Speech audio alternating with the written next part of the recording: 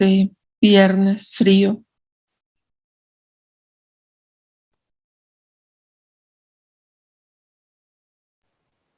Bien, con frío. ¿Ustedes están en la Ciudad de México?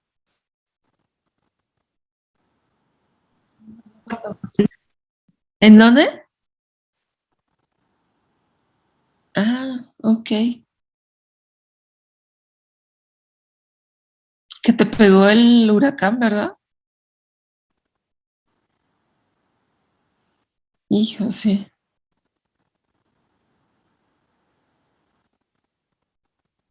Sí, pero ya se regularizó todo. ¿Tu casa bien? Qué bueno.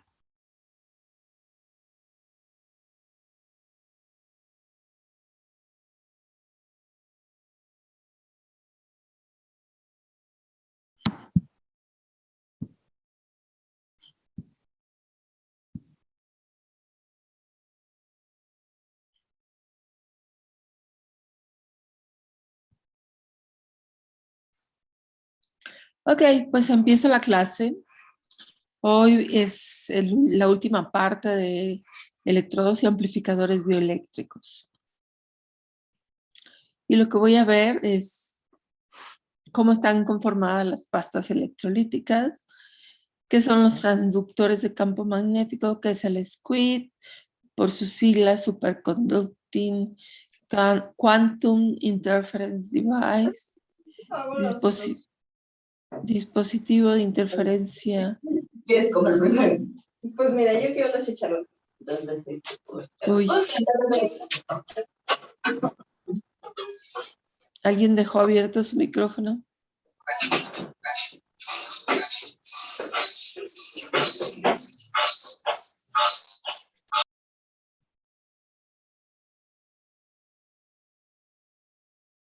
Ya se cortó. Ok. Y por último veremos qué son los gradiómetros.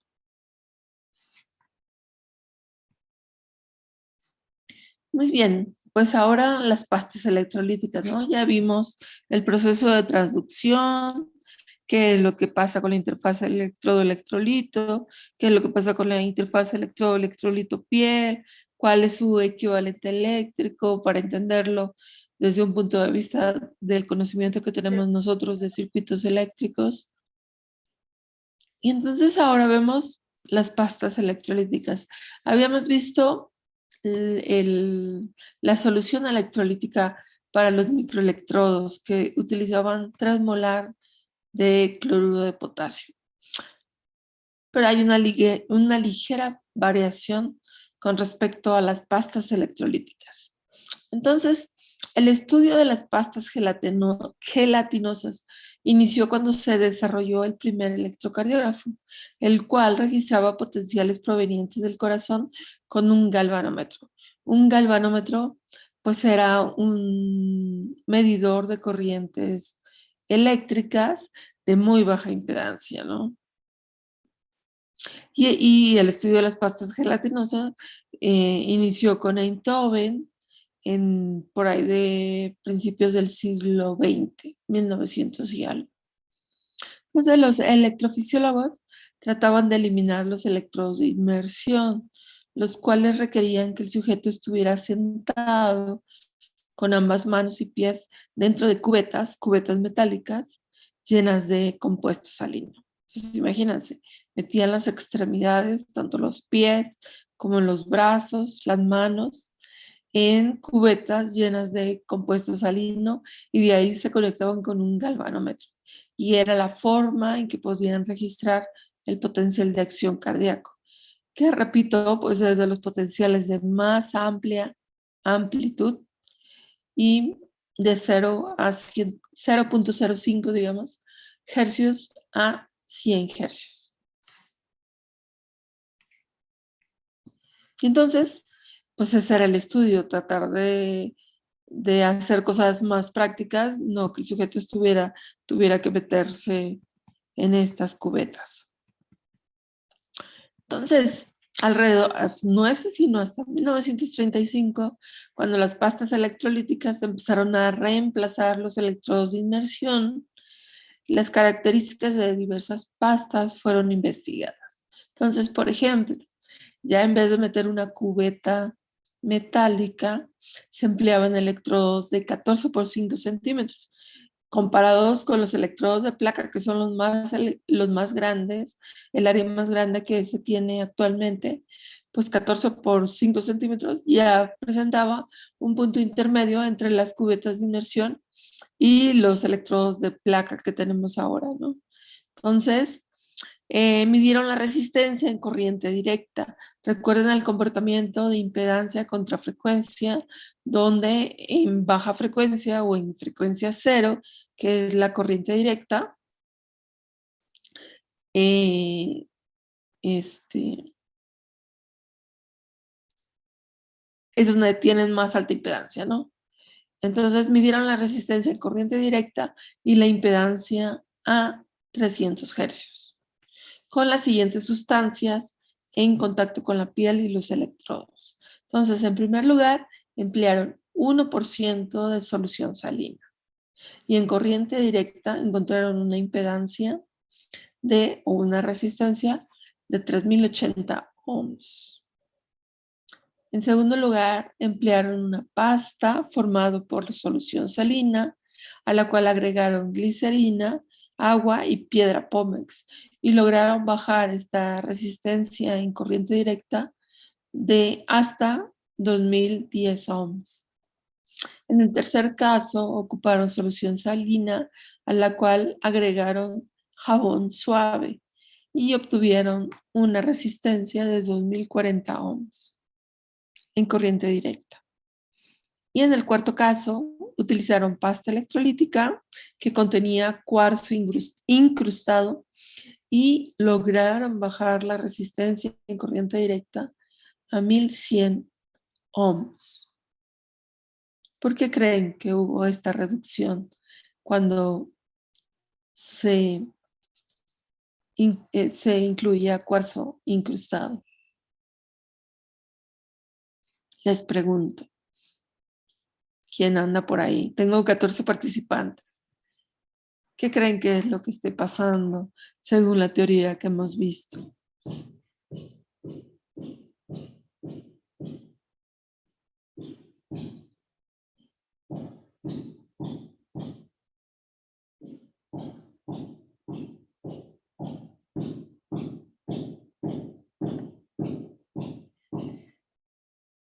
Ok, voy por partes, ya que no hay participantes, voy por partes. ¿Por qué es importante la solución salina? Les pregunto.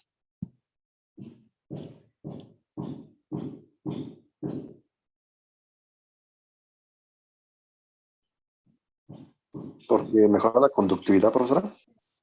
Porque es una solución electrolítica que tiene iones con carga que permiten la transferencia de corrientes iónicas. ¿Ok?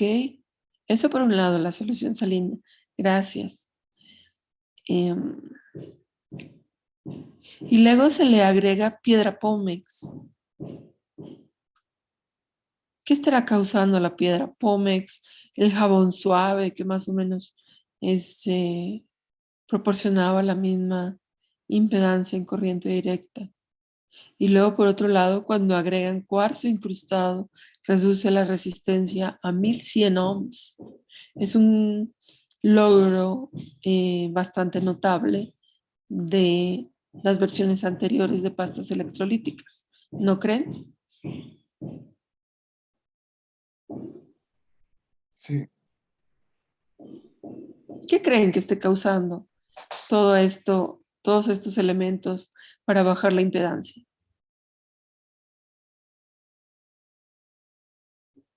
La solución salina ya quedó claro, ¿no? Es la solución electrolítica que contiene los iones de sodio y los iones cloro en el caso de estar usando eh, electrodos de plata, cloruro de plata.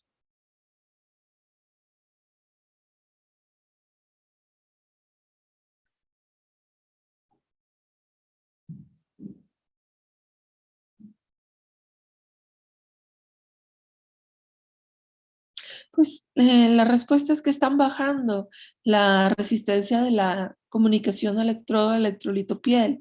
Y recuerden que les hablaba yo de que había una epidermis que tenía un conjunto de células muertas y donde estas células muertas de alguna forma están siendo retiradas cuando ponemos jabón suave, piedra pómex o cuarzo incrustado. ¿Sí? Entonces estamos retirando esa capa de células que son dieléctricas y que me están aumentando la resistencia electrolito-piel. ¿Ok? Sí. Sí, profesora. Ok, continuamos. O sea, entonces sería, es como que ahora que se limpia la piel bueno, se raspa tanto la piel para poner los electrodos. Ah, eso ha añadido a la pasta electrolítica para cuestiones de potenciales evocados. Entonces, si es necesario, se utiliza una agujita para raspar la piel y eliminar este estrato córneo, que es la capa más externa que tenemos de la piel. Ah, gracias. Entonces, la reducción de la impedancia se logra porque hay un agente abrasivo, ¿no? Entonces, si se frota ligeramente la piel y después se aplica el electrolito, pues entonces la cantidad de abrasión que requiere la piel depende del tipo. Por ejemplo, la cantidad de abrasión que requiere la piel depende del tipo. Por ejemplo, las pieles pigmentadas requieren mayor abrasión que las pieles blancas. Es más fácil encontrar una baja resistividad de electrolito piel en las pieles blancas que en las pieles morenas. ¿Ok? Este es un añadido que se tiene a esta interfaz electrolito piel. Y entonces todas las pastas electrolíticas requieren de este agente abrasivo para bajar la impedancia. Entonces, la resistividad para diversas preparaciones de pastas electrolíticas medidas a temperatura ambiente puede estar en el rango desde los 5 a los 300 ohms por centímetro. ¿Sí? Esa es la resistencia de las pastas electrolíticas. Las pastas electrolíticas en su mayoría contienen en forma general, ya habíamos hablado del cloruro de potasio, que también se puede emplear para los geles electrolíticos para registro no invasivo, o el cloruro de sodio, habiéndose eliminado el uso de el cloruro de calcio, ¿no? Que también contiene iones importantes con los que trabaja el cuerpo humano, ¿no? Los iones calcio.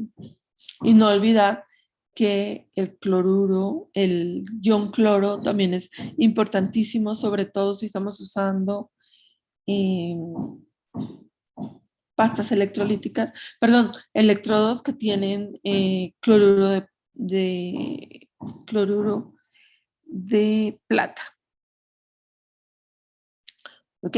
Entonces las pastas electrolíticas se eliminaron las de cloruro de calcio porque para concentraciones muy altas produce irritaciones, al igual que si empleamos concentraciones mayores a 1% de cloruro de sodio.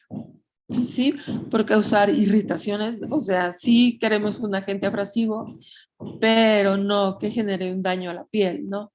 Entonces ya concentraciones de 1% de cloruro de sodio causan irritaciones y hasta desprendimiento de la piel, ¿sí? En capas más profundas. Por otro lado, se usa la glicerina para retardar la evaporación, para poder hacer registros de, de, largo, de largo tiempo, ¿sí? No quiero que mi medición esté limitada a cortos periodos de tiempo, sino que yo pueda tener ahí depositados mis electrodos en contacto con el electrolito por largo tiempo. Algunas, no sé, arriba de 10 minutos, 20 minutos, que pueda durar mi registro. O en el caso de actividad electroencefalográfica, que queremos pues largos periodos de registro para medir, para poder captar actividad epileptógena, pues entonces necesito registros de largo tiempo. O también hay registros para electrocardiografía, para estar registrando, hay monitoreo de 24 horas. Entonces, imagínense 24 horas que yo logre tener la misma impedancia electrolito piel mediante los sistemas Holter, ¿sí? Que graban durante 24 horas la actividad electrocardiográfica. Entonces, para eso se agrega la glicerina, para retardar la evaporación del electrolito. La piedra Pómex como agente abrasivo y algún conservador, ¿sí? Para que estas pastas electrolíticas sean exitosas comercialmente, pues que tengan cierta durabilidad. ¿Ok? ¿Alguna pregunta?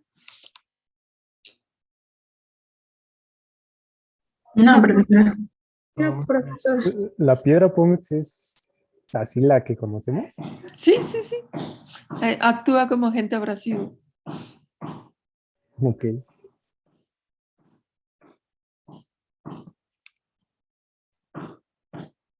Entonces, los ingredientes de algunas pastas electrolíticas pueden causar irritaciones alérgicas, eritemas o decoloración de la piel.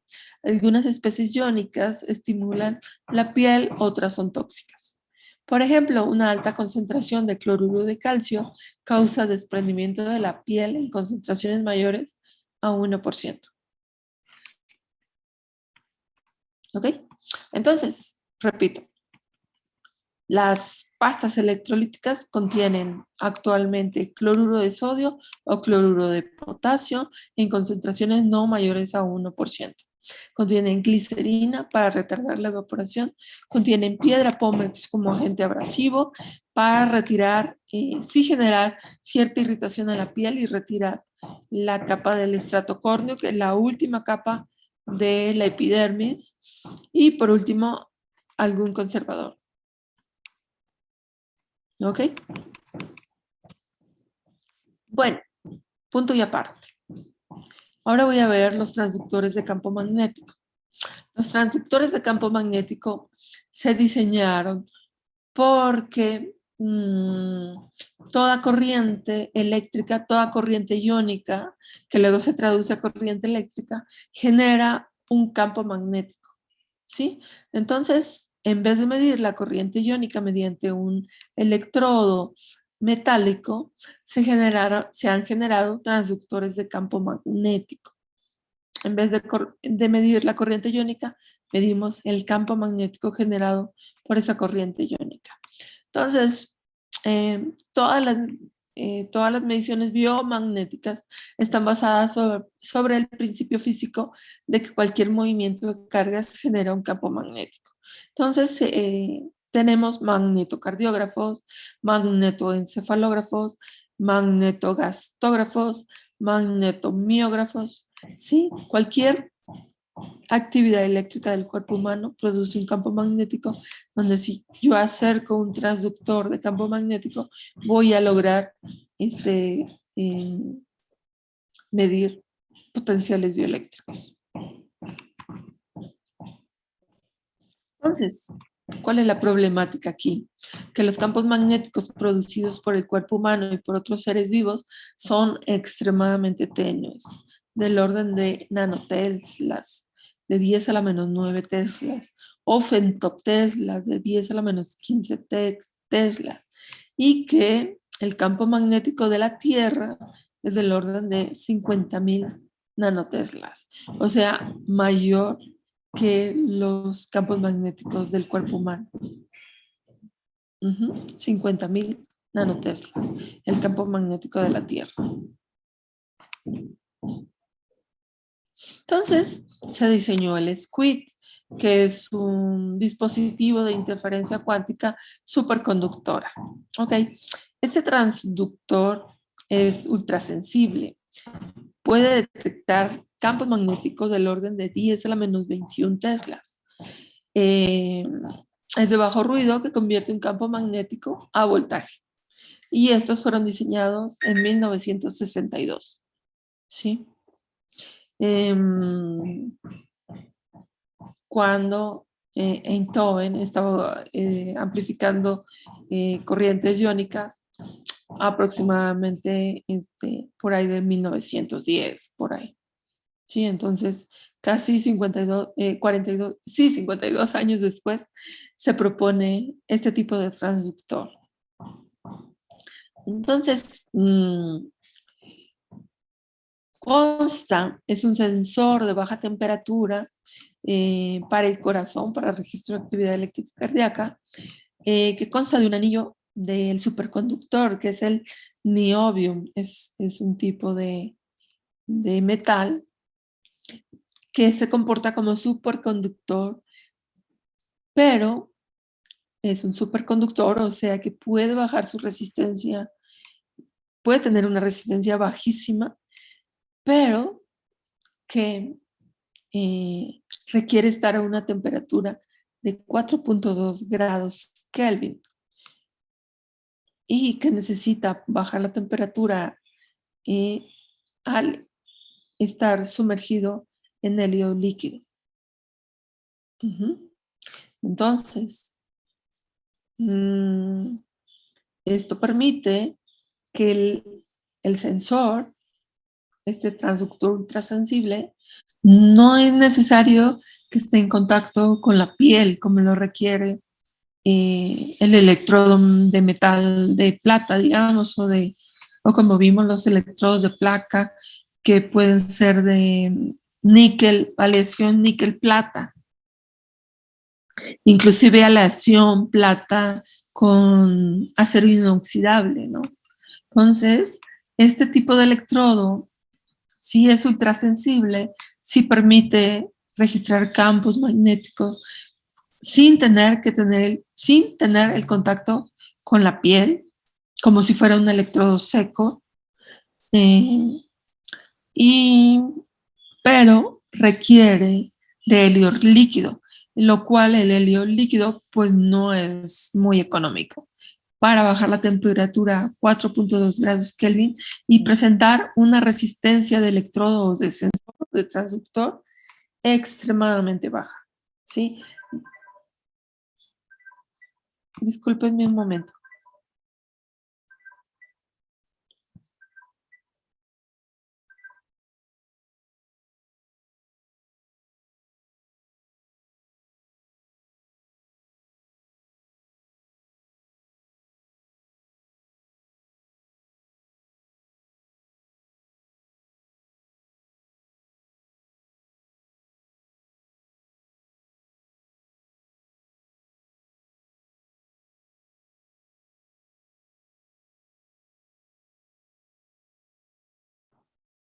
Disculpen.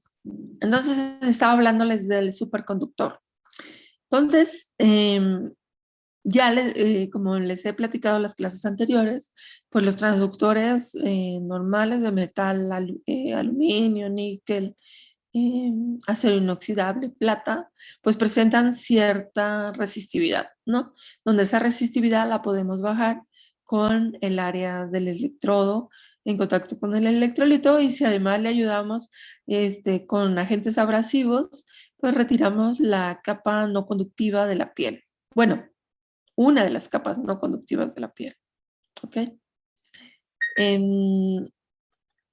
Con estos transductores ultrasensibles logramos bajar la resistencia a 0 ohms, pero el problema es que necesitamos el helio líquido para que estos superconductores de los cuales está hecho de niobium, este metal, niobium, que es un superconductor, pero pues que necesita este helio líquido. Entonces, una propiedad de los superconductores es que tienen resistencia nula por debajo de su temperatura crítica. ¿Ok? Resistencia nula.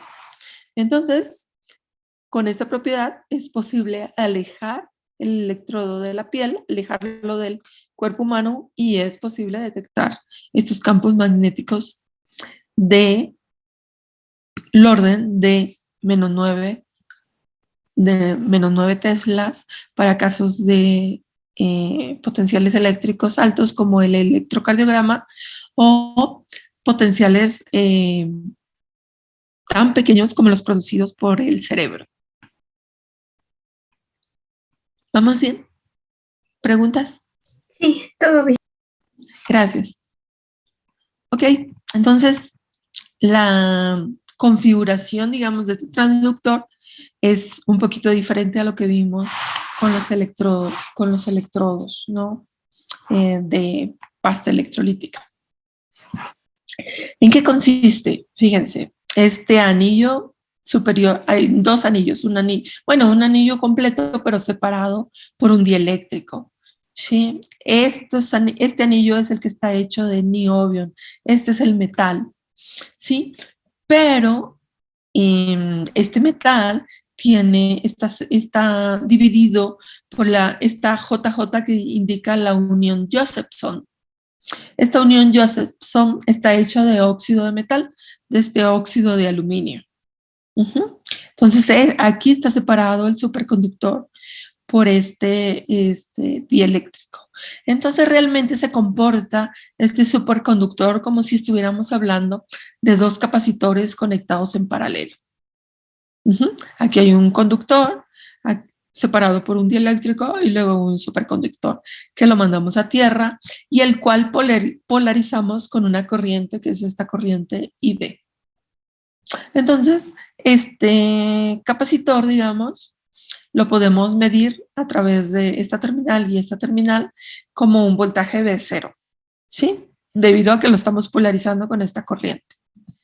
Entonces, lo que sucede es que este anillo, que es el que se conecta cercano al cuerpo humano, a través de este anillo está pasando este potencial magnético, perdón, este campo magnético, ¿sí? Y es el que está, todo esto está inmerso en 4.2 o está, bajado a una temperatura de 4.2 kelvins.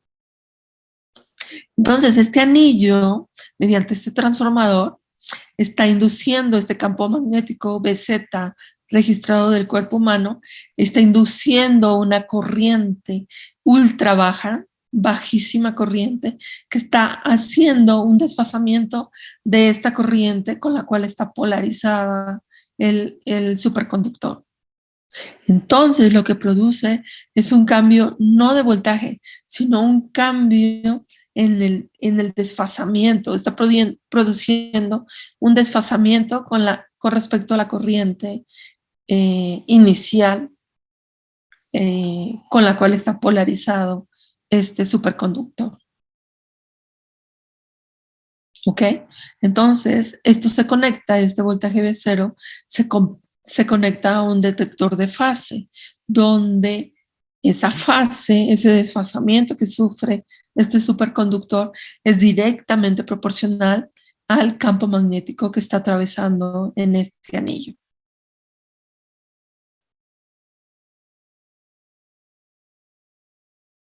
¿Preguntas?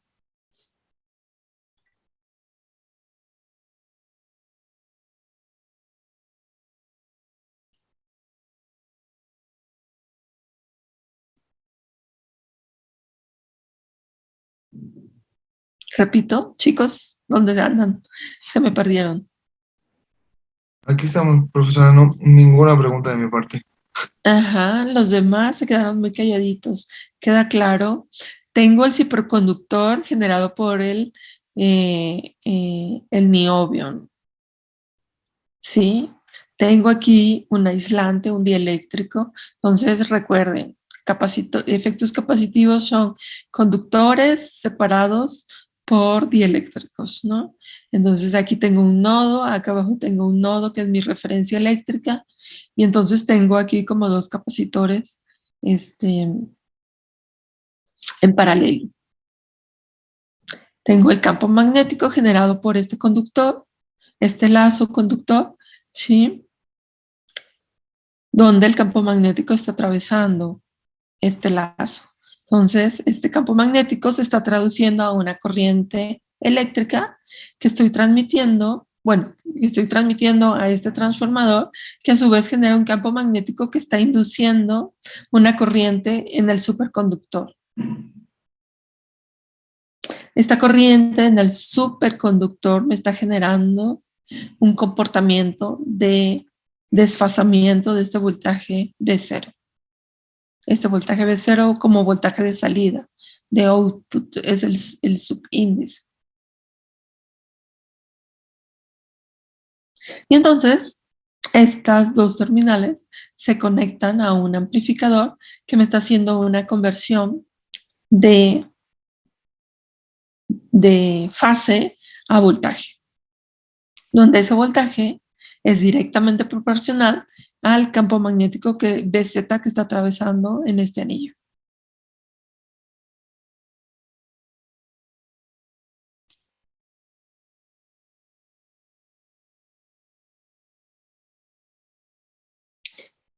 Para poder detectar esos campos magnéticos tan bajísimos, tan bajos, es necesario que este transductor baje su resistividad, este conductor baje su resistividad a 0 ohms.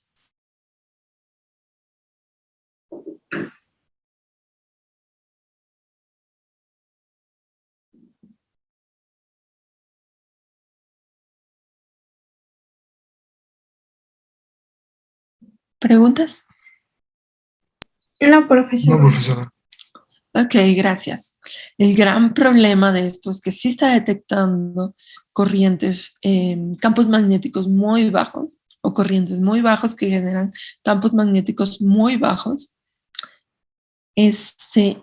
pero también está detectando el campo magnético de la Tierra.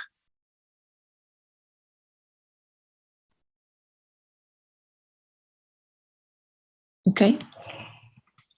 Entonces, ¿qué se ha hecho para eliminar este campo magnético de la Tierra? Pues se sabe que para eliminar ruido, se proponen los gradiómetros. ¿Qué son estos gradiómetros? Para eliminar ruido, se proponen gradiómetros de primer y segundo orden. El campo magnético decae en 1 entre R a la cuarta, donde R es la distancia a partir de la fuente de producción del campo magnético, ¿sí? Entonces, pues decae, ya ven, es inversamente proporcional con la distancia. La fuente,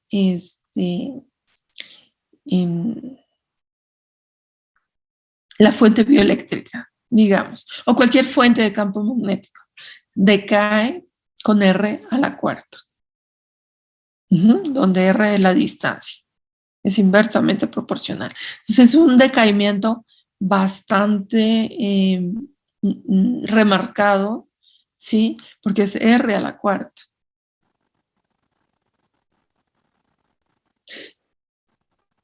Entonces, la idea de estos gradiómetros es que el campo magnético terrestre sea eliminado. ¿Cómo hacemos eso? ¿En qué consisten estos gradiómetros? Por ejemplo, un gradiómetro de segundo orden.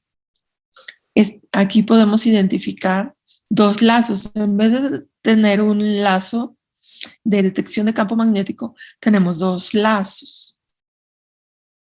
Entonces, estos están posicionados en forma radial a la fuente bioeléctrica, ¿sí? Aquí está la corriente iónica que produce este campo magnético. Acá está la superficie de la piel y es donde está el squid en forma de gradiómetro.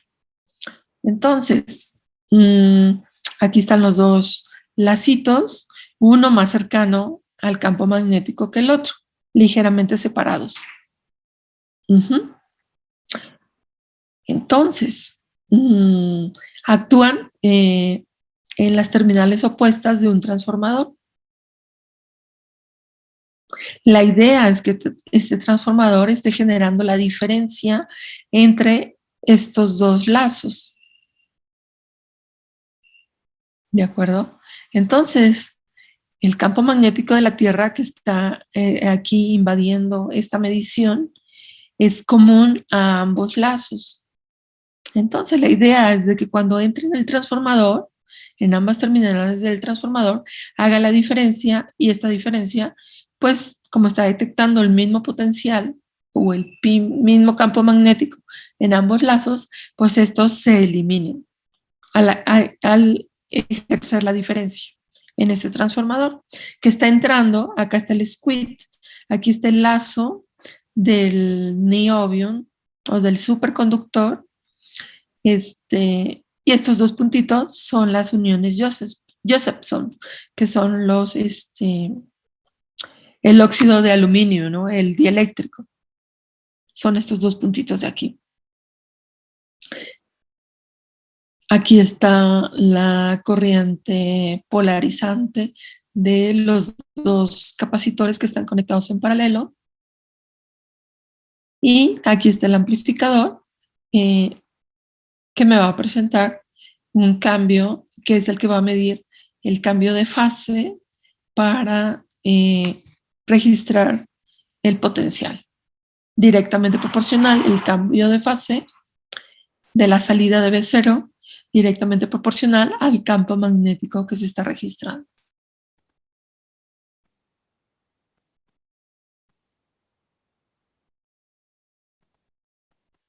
¿Ok? Entonces, ¿qué hace el gradiómetro? Pues la idea es de que en ese gradiómetro de segundo orden, o sea, aplicar estos dos lazos, es que el campo que sí queremos registrar, pues es común a uno de los gradiómetros o es más intenso en uno de los gradiómetros con respecto al otro. Entonces, de esta manera, el campo magnético global que está interfiriendo aquí en forma, en todo el espacio del SQUID, se ha eliminado mediante la diferencia de estos dos lazos.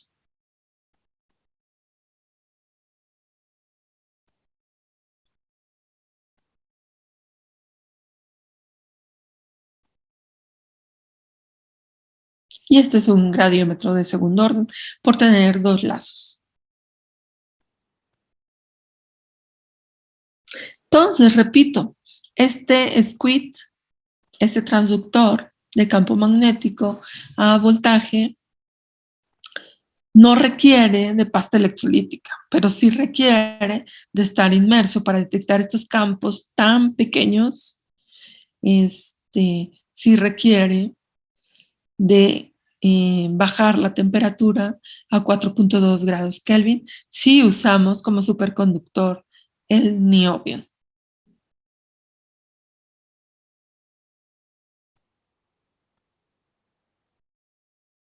¿Dudas? ¿Qué pasa por sus cabecitas?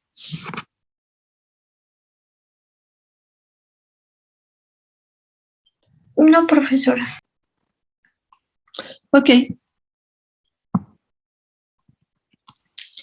Entonces, la esperanza de reducción de costos, porque les comenté, este transductor, pues sí tiene sus desventajas, sí logra detectar corrientes muy, muy pequeñas, ¿sí?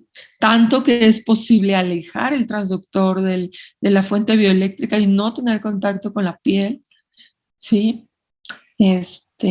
Como lo hace el electrodo seco. El electrodo seco no necesita estar en contacto con la piel, ¿sí? Puede haber aquí una capa de tela y el electrodo y el sistema de amplificación con una muy alta impedancia de entrada logra detectar esas corrientes bajísimas, ¿no? Muy, muy bajas. Lo mismo está haciendo el transductor.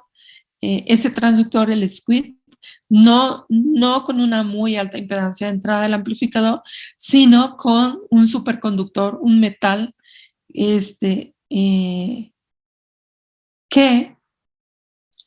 logra tener una resistencia de 0, ¿sí? ¿Sí ven la diferencia de ambas metodologías? Sí. ¿Sí? Sí. Ok, bueno. Entonces, pero por supuesto que esta metodología es mucho más costosa que lo que han logrado la electrónica con el proporcionar altas impedancias de entrada de los amplificadores. ¿Sí? El helio líquido es muy, muy costoso. ¿Okay? Entonces, la esperanza de reducción de costos aumentó con el descubrimiento en los años 80 de superconductores cerámicos formados por uniones de itrio, bario, cobre y oxígeno. Entonces, la superconductividad en estos materiales ocurre en torno a los 35 grados Kelvin. Entonces, ya no hay que bajar la temperatura a 4 grados Kelvin, sino 35 grados Kelvin. Y con eso se logró una reducción de costos considerable. ¿Ok? Y pocos años después fueron descubiertos materiales superconductores que bajaban la resistencia del transductor a 0 ohms con 95 grados Kelvin. ¿Sí? Y entonces estos serán sumergidos ya no en helio líquido, sino en nitrógeno líquido, favoreciendo aún más la distribución de costos, la disminución de costos. Uh-huh.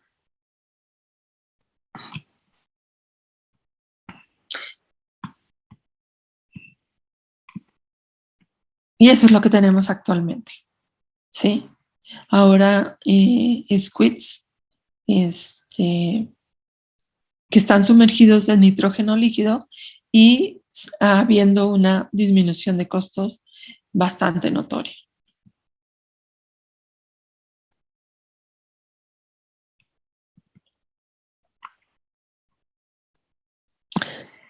Aquí ya cambia la bibliografía, ya esto está más actualizado a nuevas tecnologías. Tengo la del libro de texto que se publicó en 1997. Está el libro de Northrop de instrumentación no invasiva y medición para el diagnóstico médico de CRC Press, Estados Unidos. Está en inglés el libro, es una edición del 2002. Y además tengo una publicación de la IEEE, de las revisiones en ingeniería biomédica, de electrodos de contacto secos y electrodos biopotenciales de no contacto. ¿Sí? Que es una revisión que publicaron en 2010, una actualización de este tipo de electrodos que no, son secos, no requieren de pasta electrolítica. Y con eso daría por terminado este tema de electrodos y amplificadores bioeléctricos. Y son equipos, estos que detectan campos magnéticos, son conocidos como magnetocardiógrafos, magnetoencefalógrafos, en una forma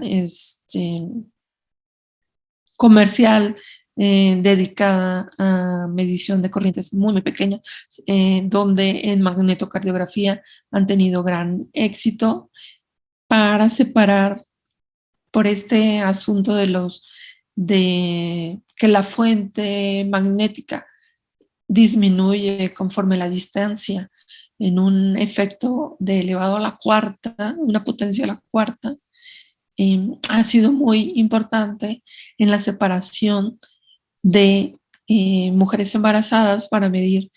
Hay una gran investigación en la medición de la actividad eléctrica fetal, pero si empleamos la técnica tradicional de colocar electrodos sobre la piel de la madre cercana al feto, se mete, les digo que el ruido de la madre, el ruido del corazón de la madre es muy intenso. Entonces se considera como ruido para la detección de la actividad eléctrica fetal.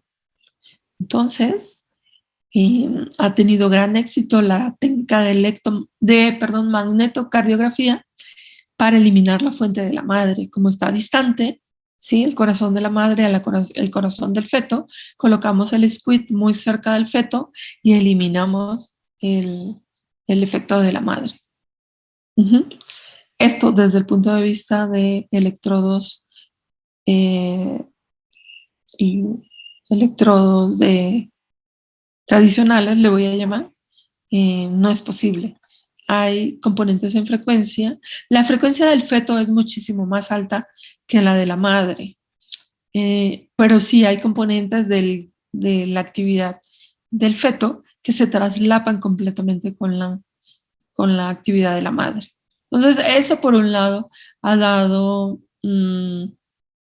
por decirlo de alguna manera, de comer a muchos investigadores que en investigaciones en el procesamiento digital de señales que han tratado de proponer métodos de separación de la señal de la madre y la señal del feto, por un lado, desde el punto de vista del procesamiento digital, ¿no? De señales. Pero por otro lado, pues también ha sido exitoso en las técnicas de magnetocardiografía, ¿no? Proporcionando, sí, una instrumentación más cara de la actividad eléctrica fetal. Eso por un lado. Por otro lado, en magnetoencefalografía, pues ha sido muy útil este tipo de transductor, fuentes muy pequeñas. ¿Sí? El cerebro es muy grande, pero el cerebro tiene múltiples funcionalidades. Entonces, ya saben que si las regiones del cerebro están clasificadas en ciertas funciones que lleva a cabo. Entonces, se han diseñado cascos de squids formados por diferentes squids, diferente número de squids para detectar fuentes muy pequeñas de activación cerebral. Y entonces también ha tenido mucho éxito para la electroencefalografía o para la detección de fuentes provenientes del cerebro. Y eso sería todo por hoy. No sé si tengan algún comentario, alguna duda. No tengo ninguna duda, profesor. Ok, Hablan en el chat. En el chat, sí. Andrés Ramírez dice, ¿qué tan cara es esta tecnología con squids con respecto a la que normalmente usamos? Desgraciadamente, o sea, desconozco el costo. Si alguien está cercano a un hospital o a una empresa que los distribuya, sería de gran ayuda al curso que nos proporcionara la diferencia de lo que cuesta un magnetocardiógrafo y, por ejemplo, un amplificador bioeléctrico seco, ¿no? Donde está requiriendo muy altas impedancias de entrada el amplificador. La verdad que lo desconozco hasta donde la diferencia de precios. Yo sé que es muchísimo más costoso el magnetoencefalógrafo, ¿sí? La tendencia de los electrodos secos también ha llevado a amplificadores muy costosos. Entonces ya no tengo yo cuantitativamente cuánto cuesta un amplificador de electrodos secos y un magnetocardiógrafo, por ejemplo. Lo desconozco. Ojalá y alguien en alguna de sus presentaciones que tendremos a partir de la semana que entra pudiera tener el costo de estos instrumentos. Pudiera investigar estos costos a alguien de ustedes. Sí, profesor.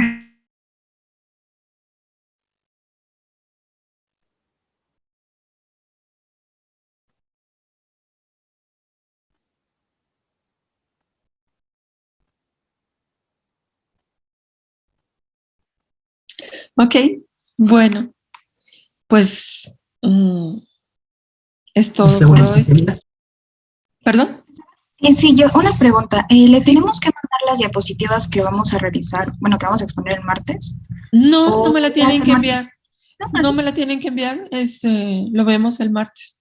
¿Y aproximadamente como cuánto tiempo nos va a dar Tenemos para 20 minutos para la presentación y unos 5 minutos más para algunos Preguntas. comentarios, preguntas, ajá, lo que pueda surgir alrededor de su presentación. Igual el tema era de las que nos había dado, ¿verdad? O sea, Sí. podíamos escoger el que quisiéramos. Sí, el que quieran pueden escoger. Ok, muchas gracias, profesora. Sí, Profesora, de nada. perdón, Sí, ¿en qué orden vamos a pasar o lo vas a- pues es variable. Puedo ocuparlos de la lista por orden alfabético o si alguien de ustedes quiere participar primero, pues les doy el lugar. Lo vemos el martes, ¿te parece? Sí, muchas gracias. Ok.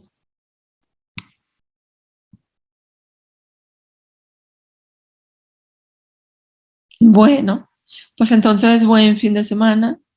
Nos vemos el martes.